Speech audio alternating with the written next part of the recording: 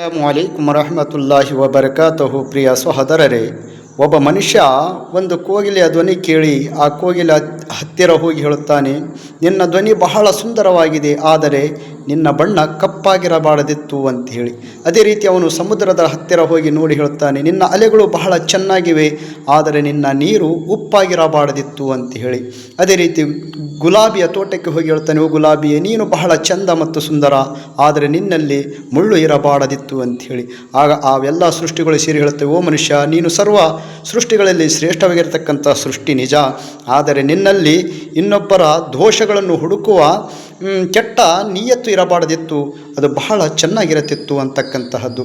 ಅದಕ್ಕಾಗಿ ಮಹನೀಯರೇ, ನಮ್ಮಲ್ಲಿರ್ತಕ್ಕಂತಹ ಗುಣಗಳನ್ನು ನಾವು ಮೊದಲು ನೋಡಬೇಕು. ಇನ್ನೊಂದು ಸೃಷ್ಟಿಯಲ್ಲಿ ಕೆಟ್ಟದನ್ನು ನಾವು ಯಾವತ್ತೂ ಹುಡುಕಬಾರದು, ಅದರ ಒಳ್ಳೆಯ ಭಾವನೆಗಳನ್ನು ಅನುಭವಿಸಬೇಕು. ಅದೇ ಒಂದು ಮತ್ತು ನಿಶ್ಚಿತವಾಗಿರ್ತಕ್ಕಂತಹ ಮನಸ್ಸಿನ ಭಾವನೆ.